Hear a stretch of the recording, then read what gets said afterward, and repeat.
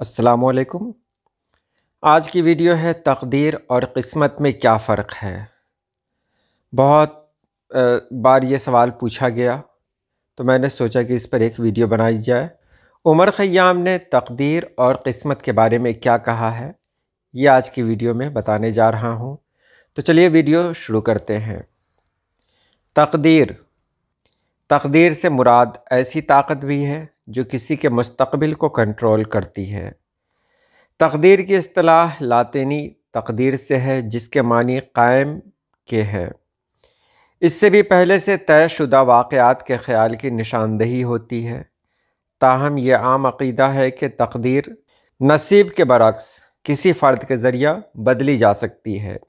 محنت، کوشش، صبر، ہمت جیسی خصوصیات آپ کو اپنا مقدر بدلنے میں مدد فراہم کر سکتی ہیں۔ ایک شخص اپنی تقدیر کا انتخاب کر سکتا ہے۔ آگے بڑھنے سے پہلے میں آپ کو بتا دوں کہ آپ کو گھبرانے کی ضرورت بالکل نہیں ہے۔ آخر میں اس طرح بتاؤں گا کہ آسانی کے ساتھ آپ سمجھ جائیں گے۔ اب یہاں دیکھیں، قسمت کو ہی نصیب کہتے ہیں۔ تو قسمت ایک مافوق الفطرت طاقت ہے جس کے بارے میں خیال کیا جاتا ہے کہ وہ مستقبل میں ہونے والے واقعات پر قابو پا لے۔ تقدیر کی اصطلاح لاطینی فیتم سے نکلتی ہے، جس کا مطلب ہے جو بولا جاتا ہے۔ تقدیر اس خیال پر مبنی ہے کہ کائنات میں قدرتی ترتیب موجود ہے اور اسے تبدیل نہیں کیا جا سکتا، لہٰذا خیال کیا جاتا ہے کہ قسمت ناگزیر ہے۔ اب یہاں آپ دیکھیں کہ قسمت اور نصیب، یعنی قسمت اور نصیب ایک ہی ہے۔ اسے آپ جتنی بھی محنت کریں نہیں تبدیل کر سکتے ہیں۔ قسمت اور نصیب یہ ایک بار یہ قسمت لکھا گئی تو بس لکھا گئی، اس میں تبدیلی کی کوئی گنجائش نہیں ہے۔ یہ خیال عمر خیام کا ہے۔ عمر خیام کو جانتے ہی ہیں، وہ فارسی کا بہت بڑا شاعر ہے۔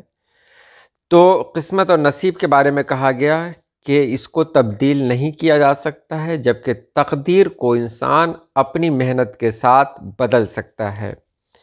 تقدیر کے بارے میں یہاں جو کہا گیا کہ قدرت نے ایک ترتیب رکھی ہے کہ دن کے بعد رات ہے، رات کے بعد پھر صبح ہے، شام ہے، ایک سسٹم بنا ہوا ہے۔